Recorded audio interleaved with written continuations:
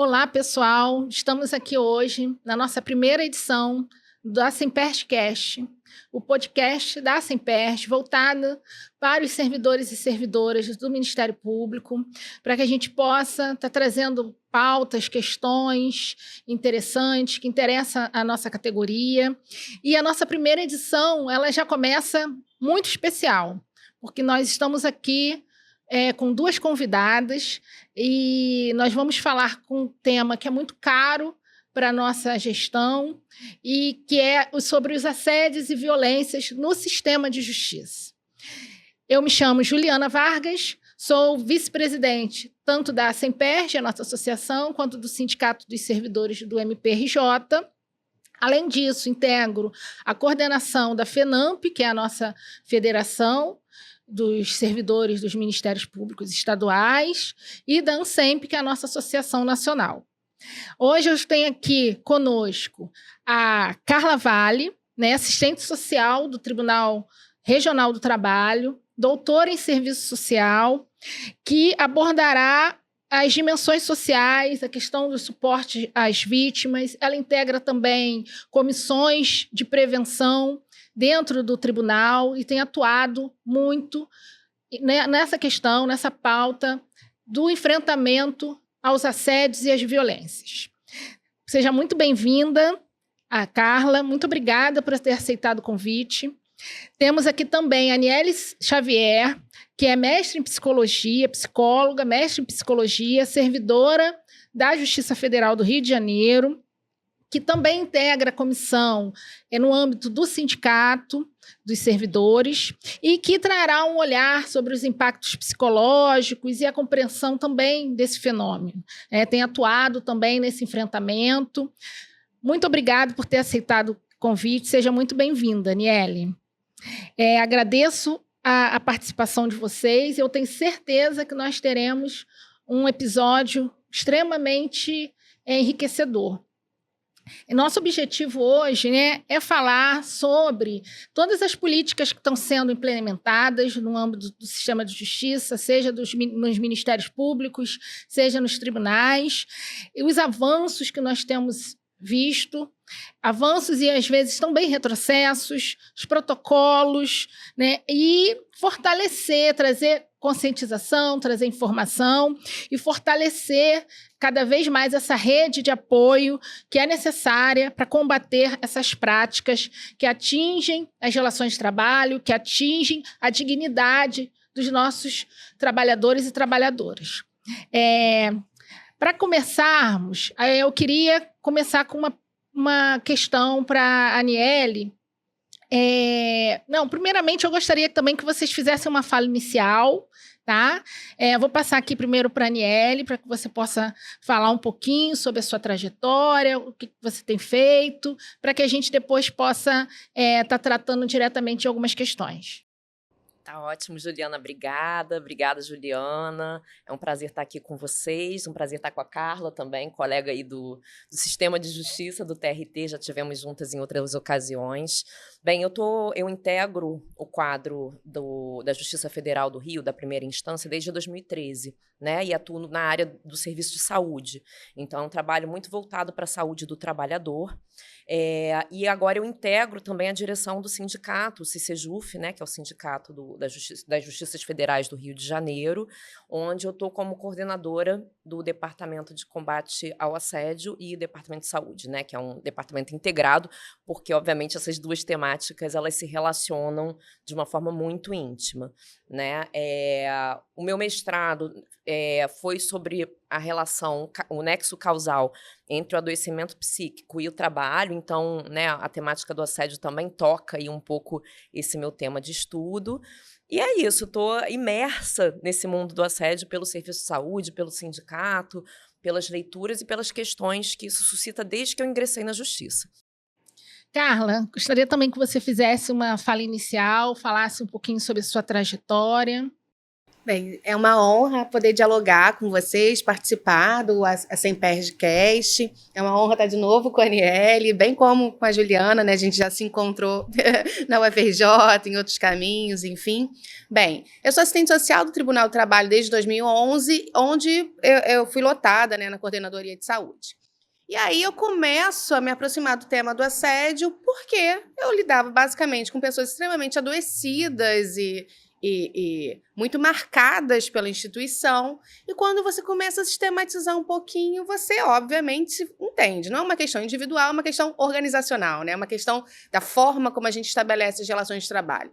Então eu comecei a avançar nesse debate, que foi onde eu pude também articular o debate da violência no trabalho com a reestruturação das instituições públicas, com essa reestruturação sob uma perspectiva neoliberal, e fui avançando, né, para a construção da política no âmbito interno do TRT. Tive a honra de participar do grupo de trabalho do CSJT, de monitoramento e orientação das políticas nos outros tribunais de trabalho. E é isso, né? Sigo me dedicando e estudando a temática, né? Porque ela atravessa a nossa intervenção cotidianamente, né? Excelente.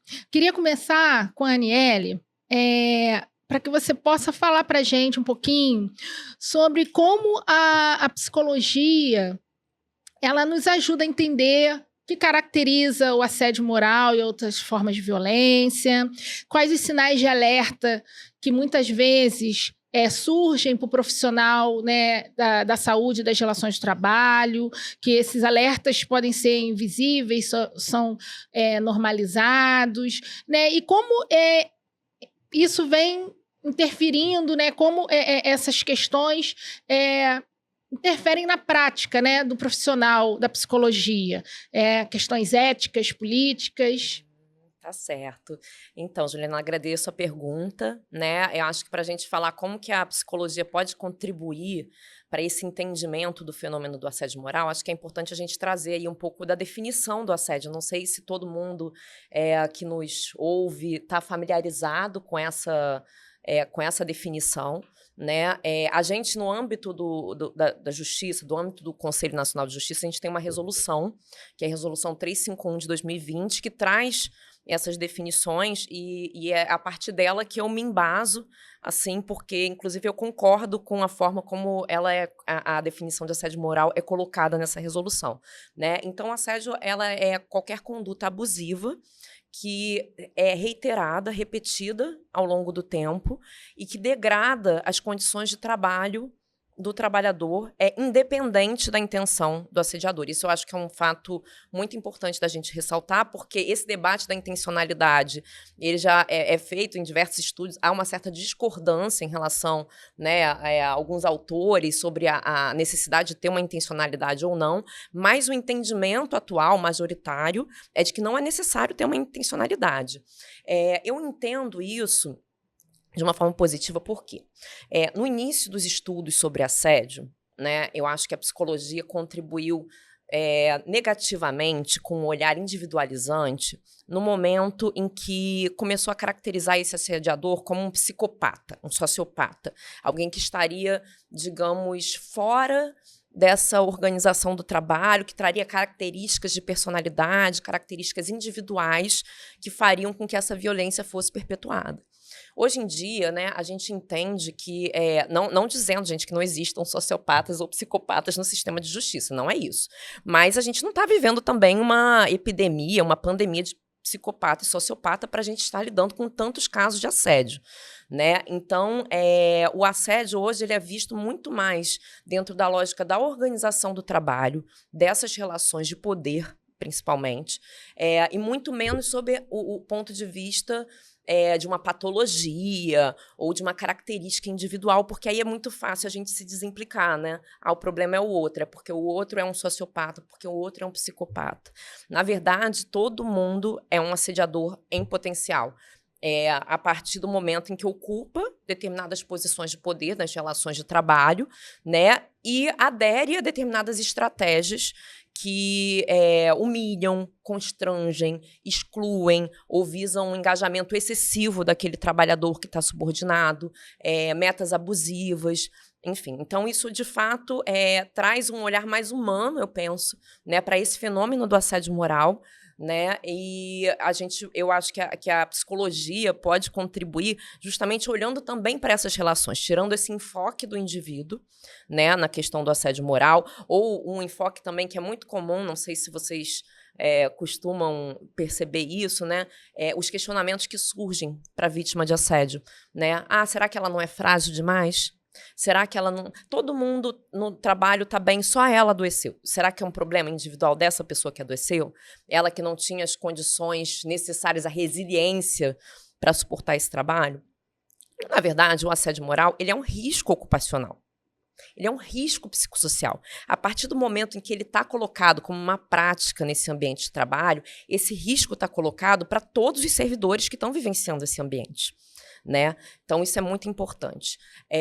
Um sinal de alerta, né, que aparece para a gente como profissional de saúde é quando o servidor começa, né, a nos procurar. Geralmente, o servidor procura, na minha experiência, o serviço de saúde quando ele já esgotou muitos recursos para lidar com a situação isoladamente, né? Então, quando ele já está o assédio, né, por ser também uma violência psicológica, ele tem essa característica de ser sutil e invisível no sentido de clandestino, né? O assediador, ele dificilmente, até acontece, mas dificilmente vai fazer isso de uma forma ostensiva, né? É mais comum a prática sutil, que vai minando a confiança da pessoa e que não fica tão clara aquela distinção entre o que é normal, né? Entre o que é o papel de um gestor, de uma chefia, e o que de fato está extrapolando esse papel, né? Então, eu vejo assim que um caminho comum nesses casos é o servidor, o funcionário, tá ali às voltas com aquela situação, se questionando, será que eu não estou exagerando? Será que eu fiz alguma coisa para provocar essa reação da minha chefia? E quando chega ao serviço de saúde, a gente já percebe uma série de sintomas e sinais, como esgotamento físico e emocional, muitas vezes quadros ansiosos e depressivos já instalados, contribuindo aí, digamos, negativamente para a saúde e para a capacidade laborativa desse funcionário, né? Então, às vezes já chega e a gente indica um afastamento de saúde, porque a pessoa já está chegando ali esgotada. E outras vezes isso não aparece no campo psíquico, também é uma coisa interessante. O adoecimento pelo assédio, ele pode se dar também através de dores no corpo, dores de cabeça frequentes, insônia, problemas digestivos, porque é um estresse crônico, né? Dependendo do tempo que a pessoa está submetida à intensidade daquele assédio, esse estresse ele fica muito tempo na vida dessa pessoa e pode causar danos bem graves. Muito bom, Aniele. Eu acho que são muitas informações super relevantes que é sempre bom trazer. A gente tem difundido muita coisa, muito material sobre essa questão do assédio, mas é importante sempre ressaltar essa questão. Não dá para falar de saúde mental sem passar pela temática do assédio e todos esses adoecimentos que são alertas e que têm acontecido no mundo do trabalho, tem acontecido principalmente dentro dessas instituições públicas. E aí eu queria também perguntar para a Carla, né, nesse mesmo sentido, como o serviço social pode estar contribuindo nesse cenário no qual a gente precisa ter esse enfrentamento a essa questão dos assédios, das violências dentro das relações de trabalho, dentro dessa questão organizacional que atinge hoje o sistema de justiça. Perfeito, Juliana. Acho que a grande contribuição vem por meio dessa capacidade de leitura, né? De leitura institucional e da política e das contradições das nossas organizações. Veja, o tema do assédio ele é caracteristicamente marcado pela ideia do estou com medo, não confio na instituição, nada vai acontecer. Sempre foi possível denunciar assédio moral, né? Sempre foi. Eu ingressei na minha instituição em 2011, eu sabia que eu podia denunciar. Mas por que ninguém denunciava? Por que agora essa tônica ganha essa ênfase? Por que agora nós vemos denúncias, com todas as suas contradições, limites, mas sim temos avanços, né? Eu acho que foi justamente esse movimento de parar e analisar conjunturalmente, politicamente, as contradições dessas organizações. Quando eu começo a receber diversos servidores extremamente adoecidos e começo a mapear os locais de onde vêm essas pessoas extremamente adoecidas, a gente senta enquanto equipe multidisciplinar e aí o TRT tem essa particularidade, né? A nossa política de enfrentamento ao assédio surge desse setor de saúde, né? É pensada majoritariamente por esse setor de saúde, justamente porque a gente sacou isso. Denunciar todo mundo sempre pôde. O que a gente precisa fazer é construir um caminho de acolhimento e de trabalhar o protagonismo desse alvo para que ele se sinta encorajado e entenda que essa instituição ela não é monolítica. Essa instituição é contradição. Então, sim, tem espaço para a denúncia dele. Mas gente doente não denuncia. Gente com medo não denuncia. Então, a gente entendeu que o papel de nós, como profissionais de saúde, protegidos minimamente por nossos conselhos de classe, era justamente garantir esse espaço de pré-denúncia, em que a pessoa chegasse, pudesse dialogar com a gente, sabendo que estava totalmente protegido pelo sigilo, em que a gente pudesse estabelecer esse trabalho de, primeiro, cuidado, né? Como é que está a sua saúde? Como é que você está? Como é que eu te protejo dessa situação de violência? Como é que eu te tiro dessa situação de violência de imediato? Para, a partir daí, auxiliá-la na sistematização e na compreensão do que ela está vivenciando. Na compreensão das nuances daquele problema. Não é só um simples conflito, não é só um problema interpessoal, não é você que é chato, não, porque eu contei para meu marido disse que eu sou chata, que eu que não consigo levar adiante, né? Porque tem um senso comum, né, dessas relações de trabalho. Então, a gente faz esse trabalho para que o alvo da violência se aproprie da sua própria denúncia, se aproprie dessa violência sob uma perspectiva ética. Sim, tem um sofrimento ético imbuído na denúncia, mas você não vai denunciar sozinho a partir do momento que eu, enquanto equipe de saúde, vou te instrumentalizar para tanto. Instrumentalizar em que sentido, né? Vou te ajudar a sistematizar, vou te ajudar a pensar sobre o que está sendo apresentado. E a gente vai encaminhar, então, para esse subcomitê com um relatório nosso. A partir do momento que eu faço isso por meio de um relatório meu, enquanto equipe de saúde, visto que eu formalizo, né, que a gente é a porta de entrada da denúncia, eu já estou dizendo que, olha, tem dados aqui que são organizacionais, são institucionais, não é só desse indivíduo.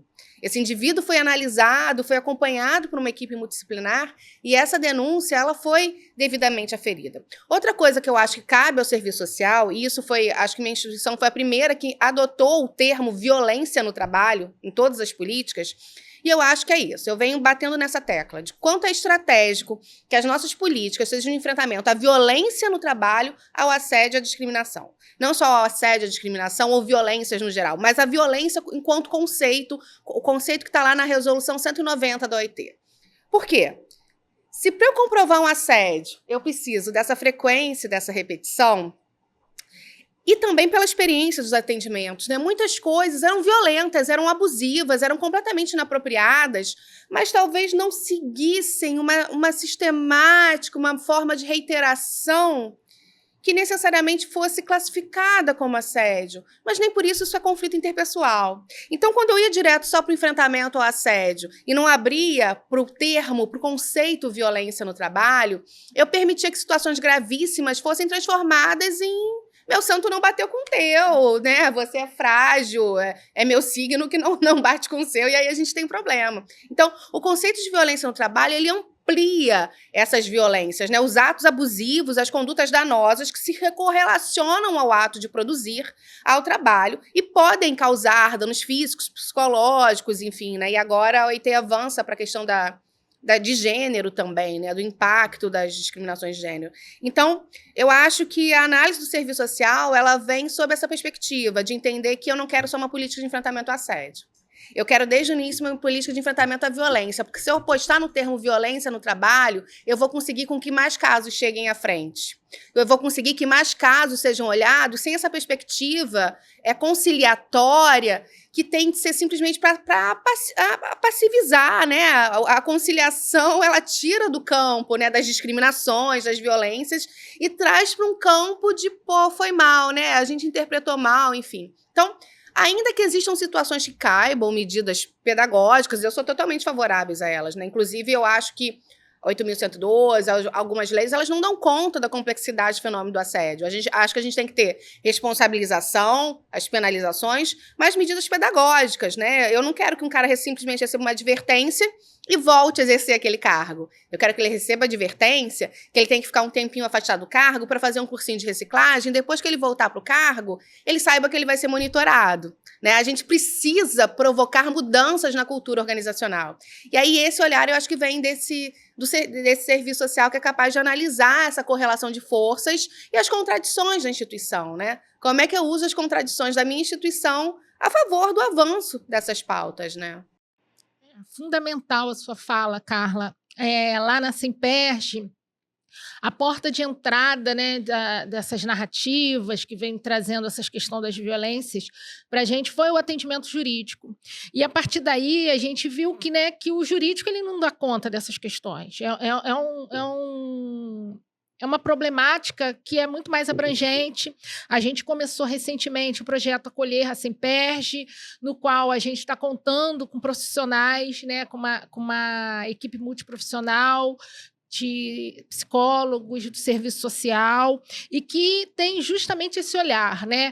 Que a gente sai desse olhar individualizante, que é dessa coisa de investir na terapia individual e vai para o olhar das relações de trabalho, né? E aí a gente também não quer investir, embora a gente ache importante, né? A gente sabe da importância de ter a terapia individual, de tratar questões individuais, a gente não quer minimizar isso, mas não dá para investir apenas no chamado ofurô corporativo, que muitas vezes acaba sendo uma prática de fazer rodas de conversa, encontros no qual voltado para a questão artística, que tem a sua importância, que são momentos que, de repente, podem buscar trocas, partilhas, mas que não vão ao cerne do problema, que está dentro dessa cultura organizacional, dentro dessas contradições das instituições, que muitas vezes se negam e continuam se negando a olhar de frente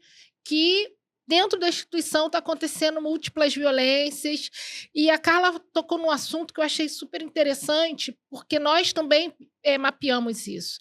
O quanto que as discriminações, elas também acabam sendo um pano de fundo desses assédios. Na nossa instituição, a gente percebeu que o sistema de justiça, eu acho, como um todo, ele espera um servidor, uma servidora padrão.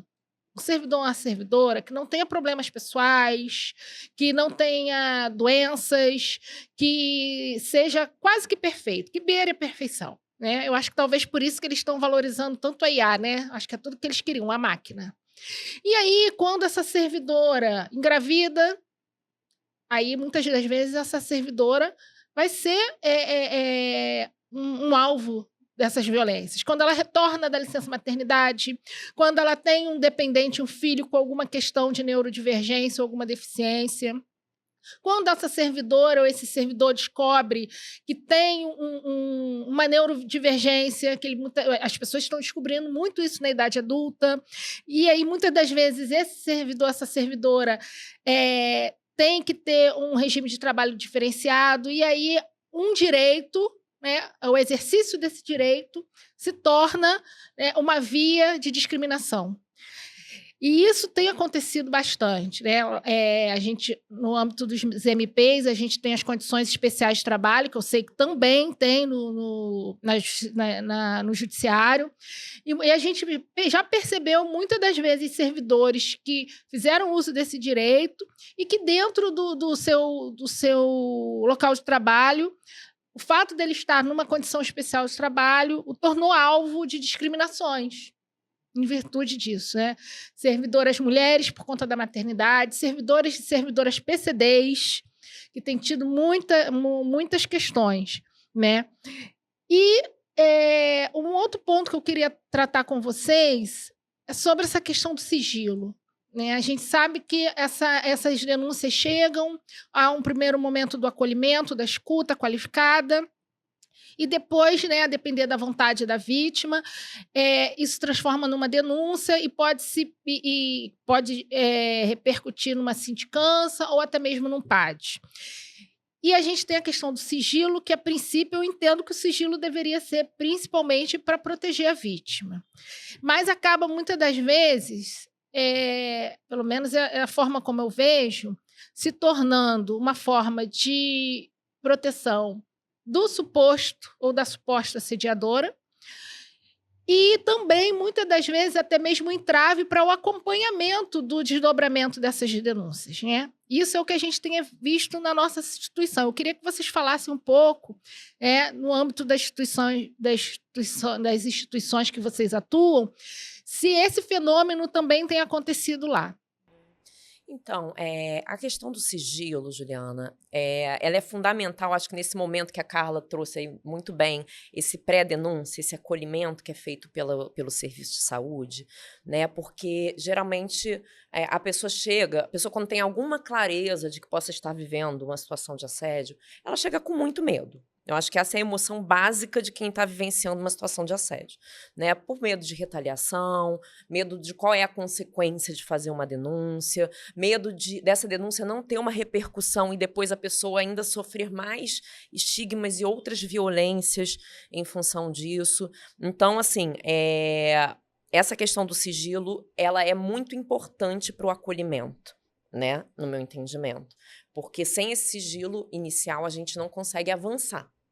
Porém, no momento que você já tem uma denúncia, inclusive não tem testemunho anônimo, não existe essa figura, né? Você precisa colocar, digamos, a cara a tapa para fazer a denúncia e colocar os dados e as testemunhas também. Nesse momento, eu acho que a gente tem uma fragilidade e uma vulnerabilidade. Aí eu acho que eu entendo esse ponto que você fala do sigilo que protege o assediador, porque assim, né, você tem uma denúncia configurada, a gente não sabe, eu não faço parte da Comissão de Combate ao Assédio da Justiça Federal, né? Eu estou pelo sindicato com essa atuação. Mas a gente não sabe, a gente não tem uma publicidade de quantos casos, por exemplo, estão sendo verificados, quantos casos foram realmente avaliados como assédio por conta dessa questão do sigilo. Então, pouco se sabe, para quem não está no âmbito das comissões, o que está acontecendo de fato com as denúncias que chegam lá.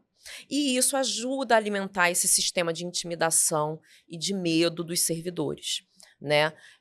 Então, eu entendo que há uma necessidade de preservar, sim, né? Que eu não acho que, né, uma vez que chega uma denúncia, antes de uma verificação sólida, né, você tem que expor, né, a situação toda, o assediador, mas é preciso se pensar em medidas que possam trazer algum grau de publicidade para a instituição de transparência, porque isso vai incentivar, certamente, né, o servidor a denunciar, uma vez que ele vê que a denúncia repercute, é eficiente em alguma medida, né, e também nas medidas protetivas para esse servidor que denuncia. Porque no momento que há a denúncia, né, aí sim, esse sigilo, digamos assim, a pessoa está se colocando ali como o denunciante.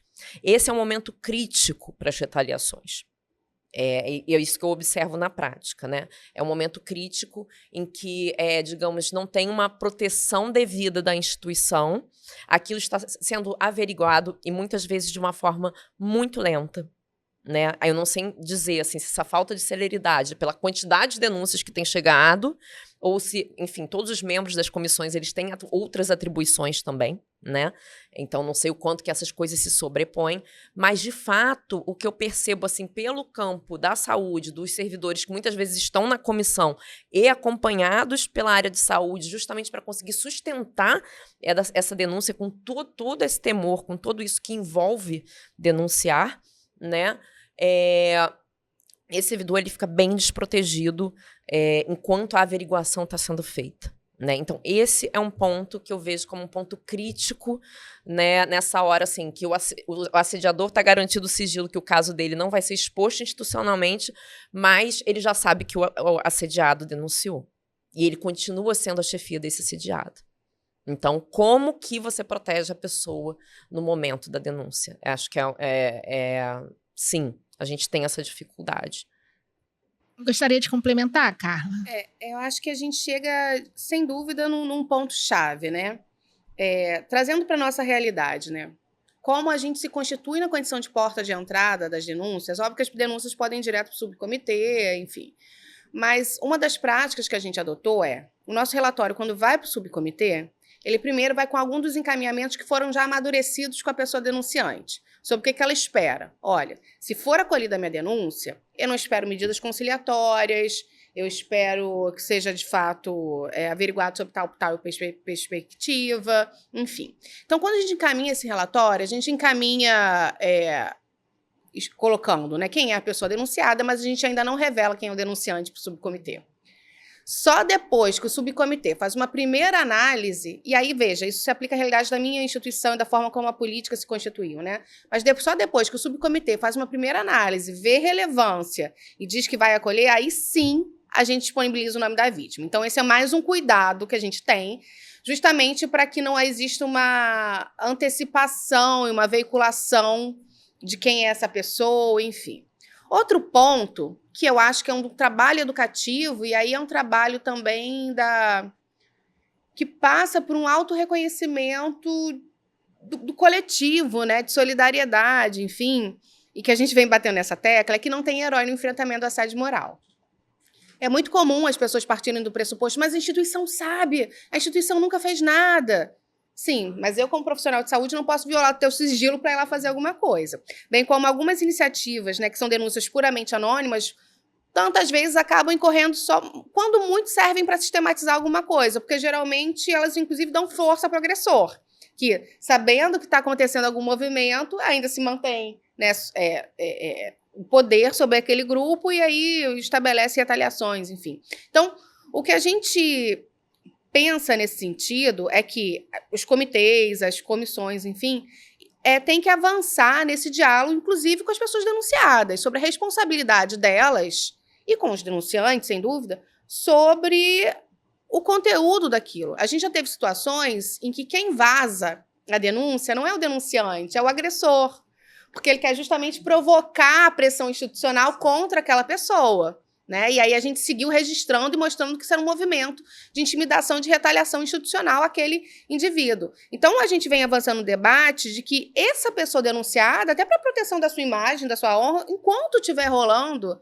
esse processo, ela também se comprometa, com sigilo. Agora, sem dúvida, chegou em sindicância, chegou no PAD, as pessoas denunciantes, elas têm que ser parte desse processo, elas têm que poder acompanhar, elas têm que poder saber que acabou a denúncia, né? As testemunhas têm que estar cientes também. Agora, a gente tem que pensar em mecanismos de proteção mínima, né? Então, as medidas protetivas, elas vão permear desde, pelo menos enquanto estiver acontecendo a investigação, essa pessoa não pode estar mais subordinada àquela ou no mesmo setor.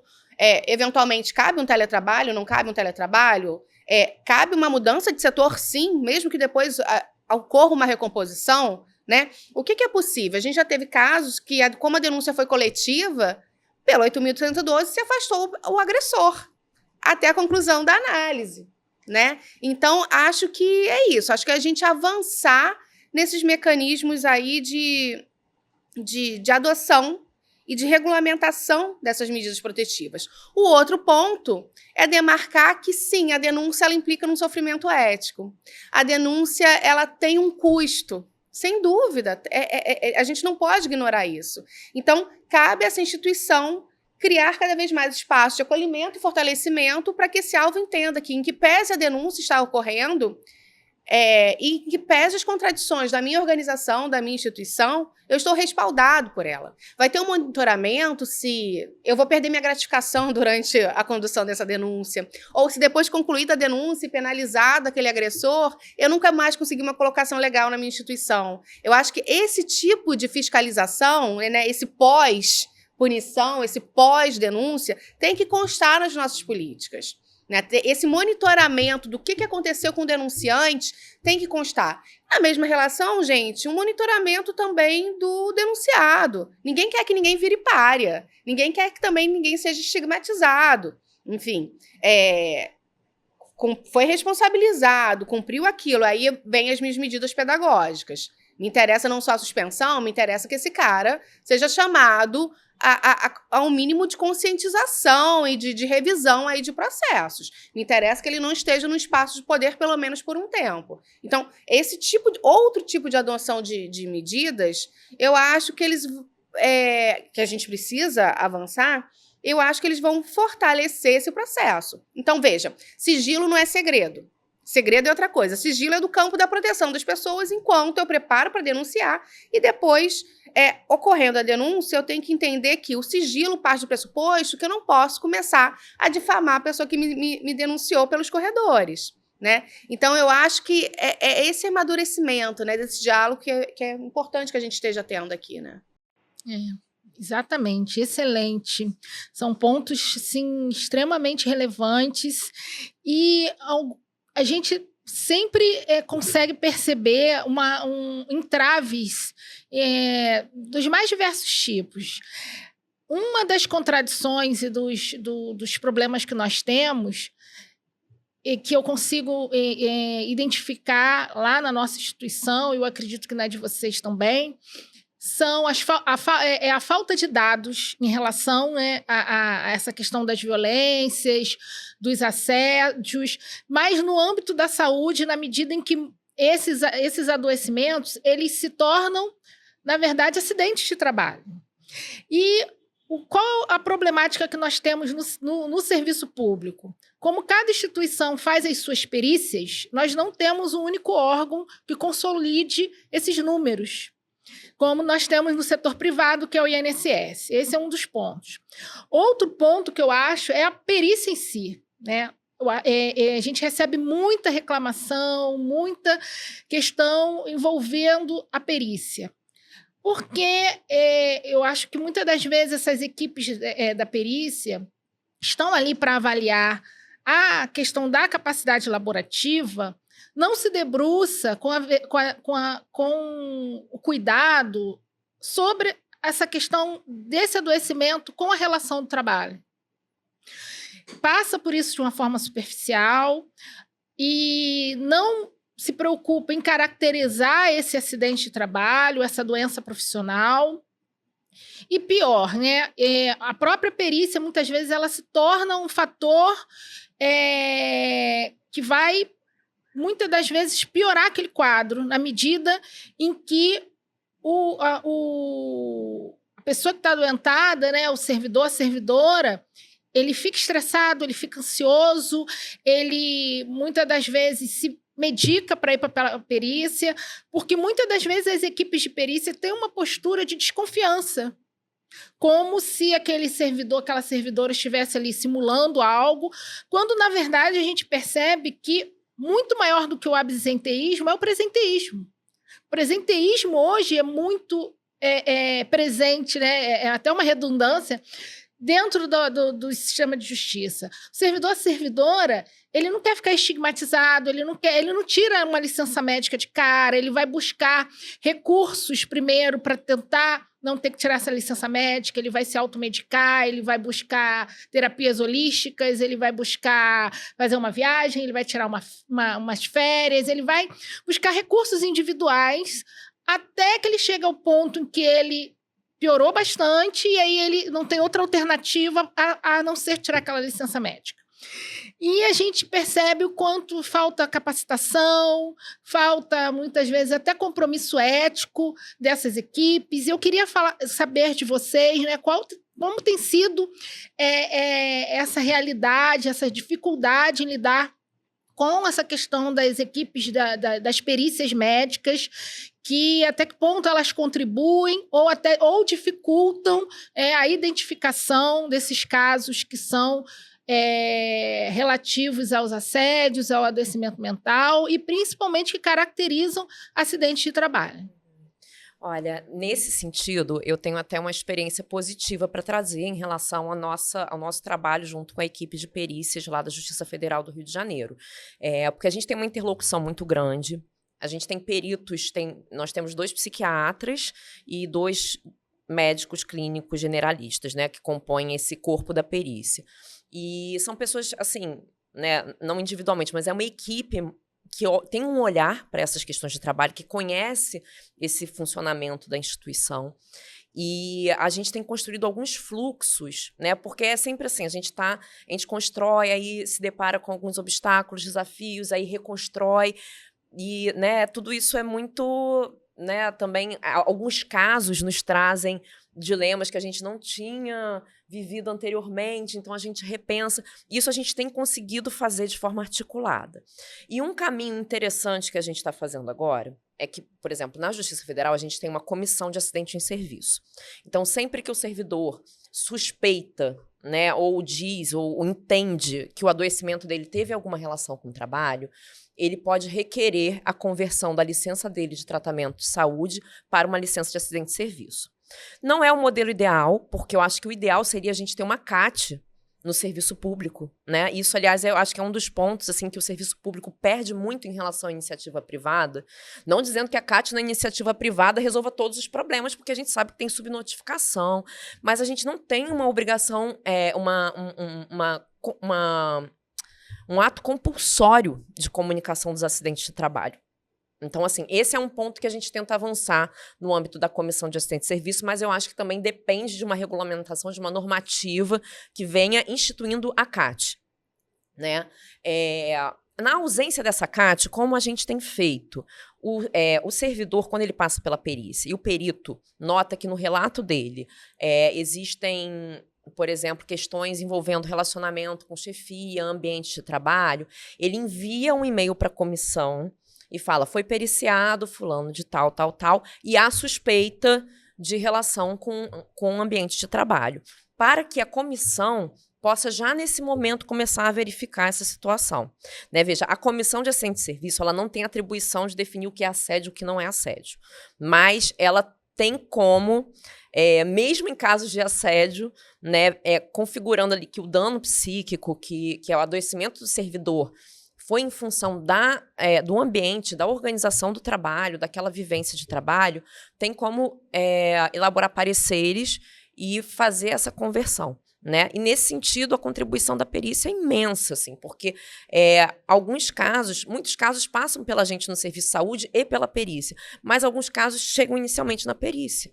E a gente só vai ter notícia no momento que os médicos comunicam a gente que tem uma suspeita. Inclusive quando tem pessoas do mesmo setor indo e se afastando, e aí há essa sinalização para a comissão de que ali pode estar tendo um problema de trabalho.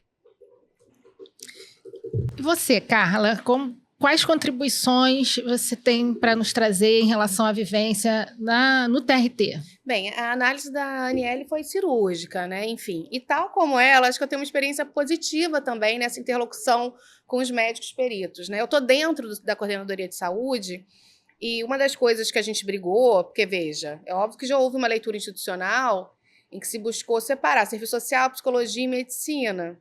E desde cara a gente brigou muito, porque a gente entendeu que se eles separam, se a gente não está ali nesse mesmo espaço, podendo dialogar sobre os casos, eles vão conseguir um olhar cada vez mais individualizante, essencialmente clínico, né, desconectado das relações de trabalho. Então, como a nossa, especificamente nos casos de assédio, né, como a nossa política de assédio, ela prevê necessariamente esse acompanhamento multidisciplinar. Quando eu atendo alguém que eu já identifico que tem um caso de assédio, nem que seja a gente já começa para ter registro, né? Para ver se tem dano físico, psíquico. A gente faz passar pela perícia. A gente, nos casos que foram avaliados, investigados, a nossa médica do trabalho já converteu, né? Olha, violência no trabalho, converteu em acidente de trabalho. Agora, sem dúvida, o que ela também sente falta, né? Para onde que eu envio? Para onde que eu notifico, né? Como é que a gente faz essa junção desses dados dessas análises? Então, sem dúvida, nessa pauta a gente precisa avançar. Agora, você toca num ponto fundamental, Juliana.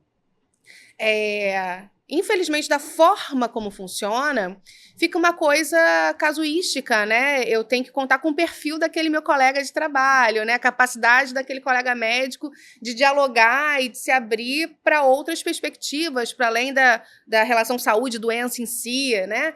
E é óbvio, né, que dentro dessa perspectiva e dessa construção de fluxos, a gente analisa, né, quais profissionais possuem um perfil de formação, né?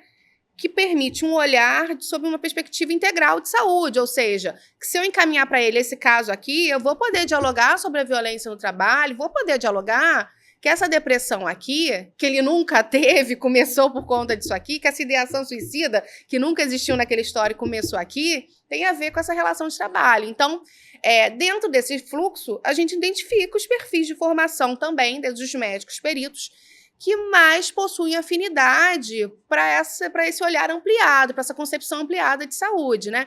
Então, ainda que a gente tenha uma equipe grande de médicos peritos, mas casos específicos que envolvem assédio, a gente prioriza alguns perfis de formação, medicina do trabalho, psiquiatria, não que os outros não sejam, não deem conta e corroborem muitas vezes, mas acho que tem alguns perfis específicos que dão mais conta dessa constatação, e aí essa constatação, é importante a gente demarcar, e quem mexe nessa ferida é o Golejac, né? Ela não é simplesmente científica e técnica, ela é política.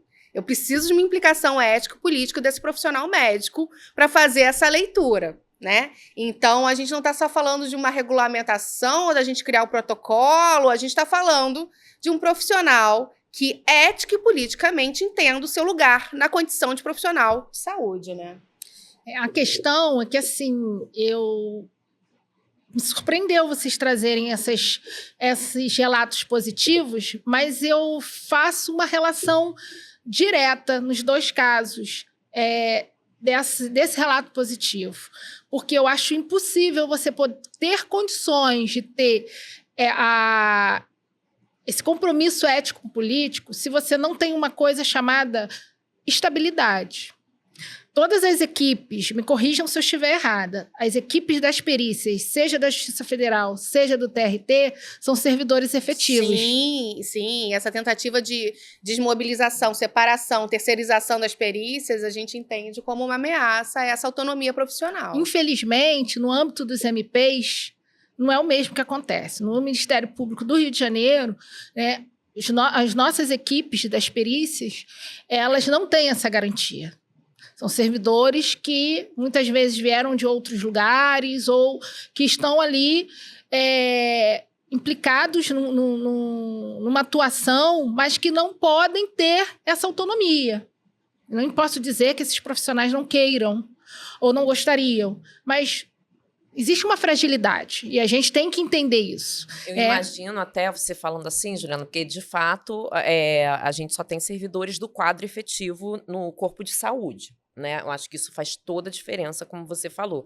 Eu fico pensando na situação de um perito, um profissional de saúde que está de uma forma mais precária vinculado à instituição, porque assim, esse reconhecimento do acidente de trabalho, do assédio, ele não é muito do interesse da administração. Né? Então, um perito, fazendo uma leitura aqui a partir desse dado, que eu não sabia que no MP vocês tinham essa realidade, o perito que está nessa posição, ele está numa posição muito frágil de poder ser desligado caso ele comece a atuar de uma forma que não é do interesse institucional. E aí, quando eu falo esse interesse institucional, é colocando aqui todas essas contradições que a gente já mencionou, né? Porque há um interesse dito, né, de combate ao assédio e há um interesse de ocultamento também. Né? Uma coisa que eu ouço muito em relação a essa questão do acidente em serviço, e que eu acredito que também é falado em relação ao assédio, a administração sempre vê esses casos como com medo, fala assim, pronto, agora todo mundo vai converter, agora todo mundo vai ter uma enxurrada de casos. Assim, e eu falo assim, gente, se tiver uma enxurrada de casos é porque a gente realmente está com muito problema na organização. Mas, de um certo modo, a instituição se sente ameaçada quando vem essa suposta enxurrada de casos. Porque esse assédio, esse acidente de trabalho, ele não é um corpo estranho, ele não está desvinculado das práticas institucionais. É isso que a gente chama também de assédio organizacional, já puxando aqui o pontinho, né, para um outro ponto que eu acho importante a gente falar, né, que o assédio organizacional são essas práticas que elas se apoiam numa estrutura gerencial, no modus operandi, no método de gerenciamento, em métodos abusivas que são colocadas pelas próprias instituições, essas que dizem que querem combater o assédio. Então, muitas vezes, os assediadores, eles são pessoas úteis para o funcionamento dessa engrenagem, são pessoas bem vistas administrativamente pela alta cúpula, né? Porque tem uma postura mais autoritária, porque a instituição entende que isso é produtivo, embora, se você vá ver lá, em termos de produtividade, absenteísmo, presenteísmo, isso traga prejuízos para a instituição, né? É muito comum ver esses supostos assediadores serem abraçados pela instituição. Como, ai, coitado, olha o que fizeram com ele. Um não reconhecimento da violência, de tão naturalizada e banalizada que ela é. Se eu puder fazer uma breve interlocução, acho que a Aniele traz um ponto que para mim também é fundamental, né? Veja, a gente tem um ponto básico. Se eu sou um servidor público com estabilidade, sim, eu vou tensionar e vou problematizar, né, a não reflexão ética, né, o não uso da sua autonomia profissional, ainda mais se a gente pensa em médicos, né, do poder médico na sociedade, enfim, é um ponto, né? Sem dúvida, a fragilização dos vínculos de trabalho é uma questão, né, que precisa ser pensada, refletida, mas ainda assim, e debatemos, né, os médicos, classe trabalhadora, o vínculo salarial, mas é uma categoria forte, né? Então tem um potencial de tensionamento ainda que em determinadas condições. Eu acho que a gente passa aí por uma capacidade de refletir e dialogar sobre isso. Mas outro ponto é a cooptação das políticas de assédio. Né? A partir do momento em que eu generalizo, né, em todos os órgãos, né, do Judiciário, do Ministério Público, enfim, a necessidade de que as instituições enfrentem assédio e violências no trabalho, enfrentem as discriminações, e eu transformo isso em meta, em índice, em selo, em prêmio de qualidade, eu começo por um lado, né, eu estou provocando esse avanço das políticas, perfeito, mas por outro, eu crio um universo que tende a priorizar o proforma. Vamos criar o subcomitê proforma, vamos esvaziar esse campo de intervenção, vamos separar esses profissionais daqui para essa demanda não chegar de maneira eficiente, vamos transformar tudo em conflito, né? Vamos transformar tudo... Vamos acabar com o punitivismo.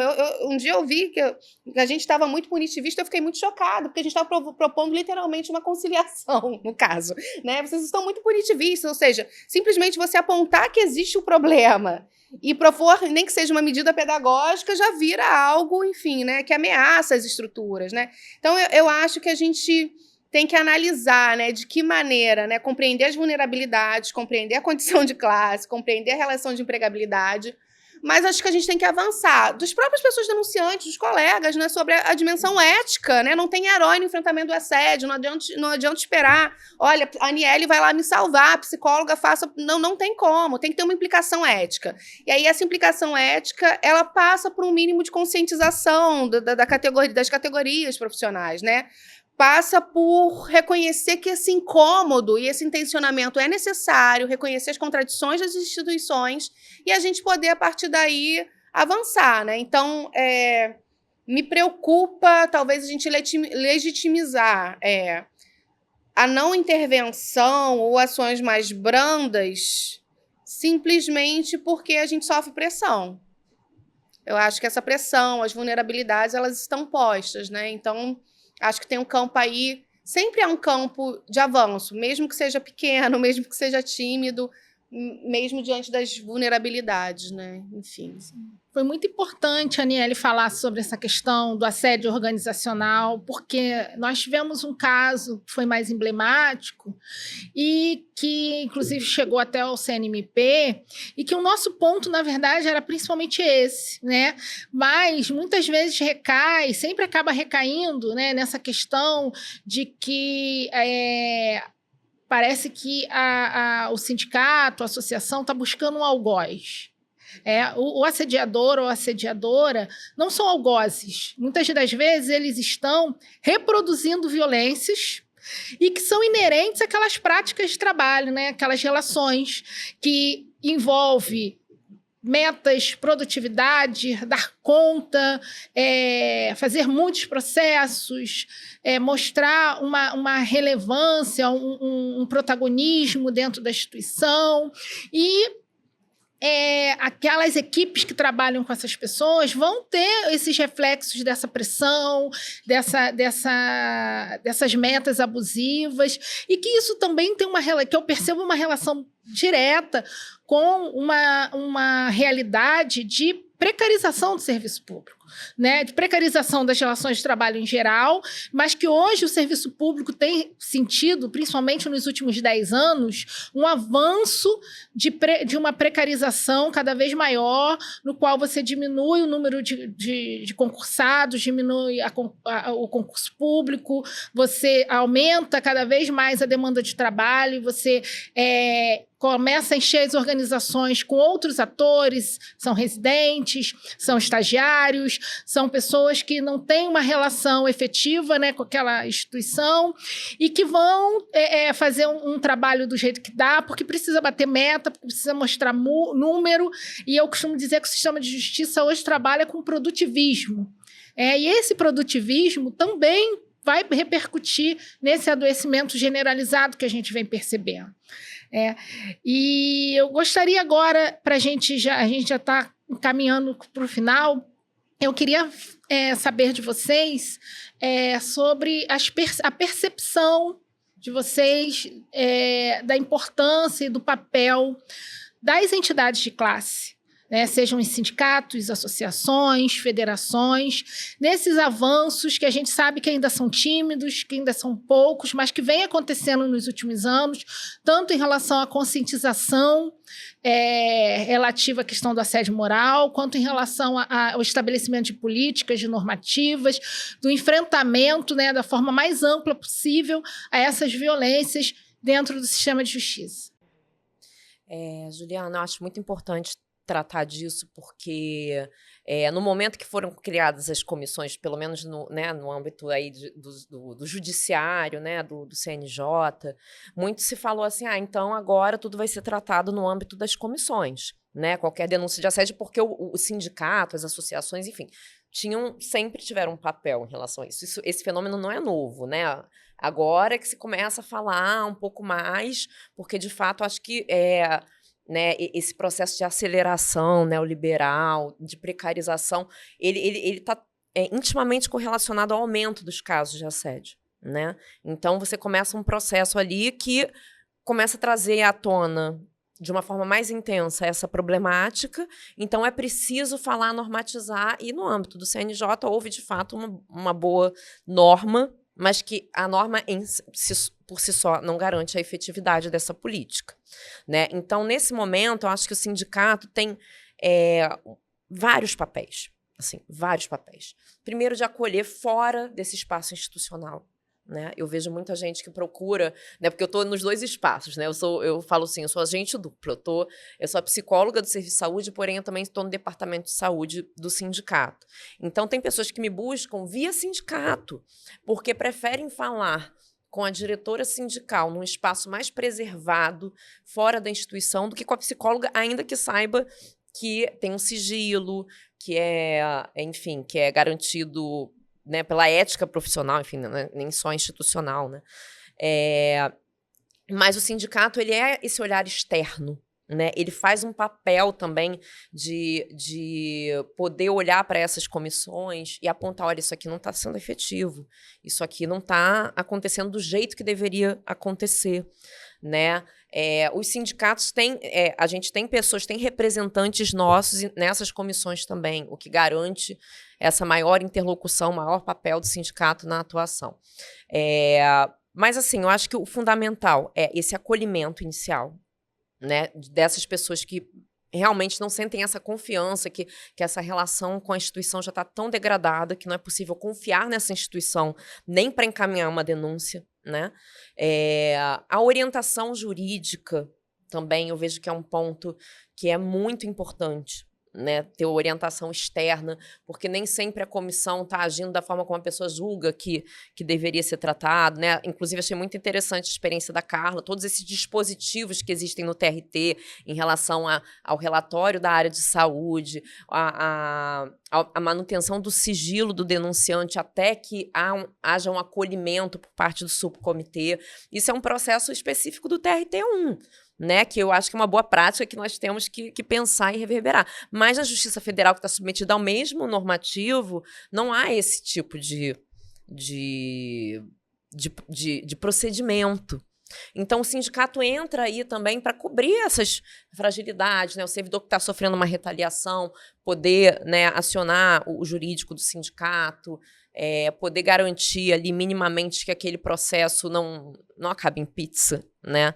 E caso acabe em pizza, que possa ter um outro andamento via sindicato também, possa ser levado para Conselho Nacional de Justiça, ou no caso da Justiça Federal, o CJF também.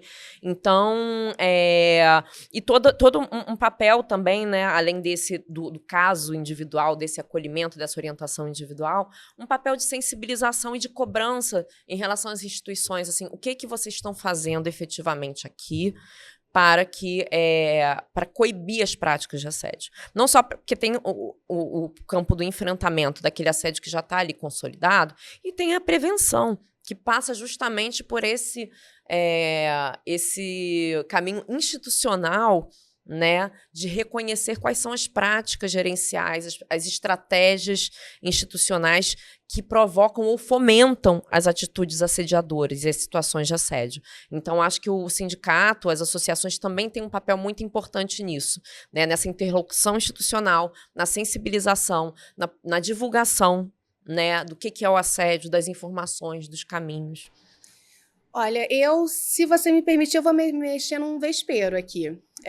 Acho que o sindicato é sobre isso, sobre a gente recuperar essa visibilidade do problema como um problema que não é individual, é um problema institucional, organizacional e de classe. Então, isso é fundamental. O outro ponto é essa visibilidade, essa publicização do problema e de pressão social. É o impacto e o monitoramento imprescindível para que essas políticas avancem. Agora, eu queria fazer uma provocação.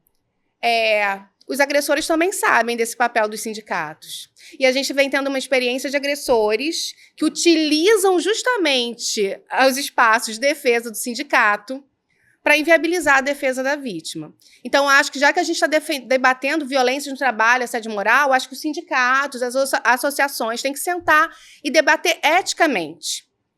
Eu tenho um agente denunciado por agredir tantas e tantas pessoas, há indícios. Qual o papel do sindicato na defesa do agressor? Porque, veja, a gente teve uma experiência recente em que o sindicato ele meio que vira um espaço de anulação da pauta daqueles que sofreram. Por quê? Por essa brecha. É só uma provocação, porque eu acho que já que a gente está falando disso, do papel das associações, das organizações, que é imprescindível, enfim, mas que a gente precisa avançar nessa regulamentação. Qual a nossa relação com os agressores? Qual o papel de defesa? Considerando, sim, é um trabalhador, não teremos bodes expiatórios, não estigmatizaremos, mas qual o papel das entidades que têm o papel de defender a classe trabalhadora, defender os interesses comuns, quando meu jurídico defende aquele que agrediu? Aquele que não é que agrediu, né? Que sabidamente agrediu. Então, eu acho que é uma contradição. As pessoas têm direito à defesa, né? Enfim, tem tudo isso imbuído aí. Mas eu acho que a gente tem que criar alguma regulamentação ética para isso. Bem, dito isso, né? Eu volto a reafirmar. O sindicato é fundamental. As associações são fundamentais. Sem a publicidade, sem a pressão, sem a articulação desses órgãos, as políticas e os subcomitês voltam para aquilo que eu pontuei, que vão ser mera cooptação e perfumaria. Então, se a gente não tivesse agente externo de fiscalização e de tensionamento, as equipes de saúde ficam fragilizadas, os setores sérios, né, os espaços institucionais e organizacionais pautados pela contradição e pelo desejo de avanço da política ficam enfraquecidos. Então, a gente precisa desses espaços de luta e de proteção, né? A nossa proteção também está aí, né? Por meio dessas entidades associativas. E é isso, só agradeço aí a paciência. O fortalecimento das entidades de classe é fundamental. No âmbito dos ministérios públicos, são essas entidades que têm conseguido avanços. No caso nosso lá, nós temos a federação, que conseguiu, junto ao CNMP, a instituição de 2 resoluções, tanto a 265, que estabeleceu a Política Nacional de Atenção à Saúde Mental, como agora, recentemente, a 315 de 2025, que regulamenta o funcionamento dessas comissões. Eu acho muito difícil conseguir avanços justamente diante dessas contradições, desses tensionamentos, sem a participação das entidades de classe. E aí é nesse momento que a gente precisa fortalecer e a base, a categoria, precisa estar participando, confiando, né, nas suas entidades. Eu gostaria de agradecer profundamente a participação, tanto da Aniele quanto da Carla. A gente teve um encontro hoje de partilha. Eu acredito que a luta coletiva ela precisa dessa partilha, essa troca de experiências que foi extremamente enriquecedora. Eu agradeço muito pela participação de vocês. Eu tenho certeza que esse nosso episódio vai ficar marcado na história da nossa instituição. Tá bom, obrigada, Juliana, obrigada, Carla, pela conversa. Acho que foi muito bom, muito produtivo também, e que a gente possa continuar estabelecendo essas trocas, né? Porque a gente é isso, né? Na troca, na experiência compartilhada que a gente consegue avançar, né? A luta, o combate ao assédio, ele é coletivo. Né, isso que a Carla falou é muito importante, assim. Não existe herói, não existe combate individual, ele é coletivo.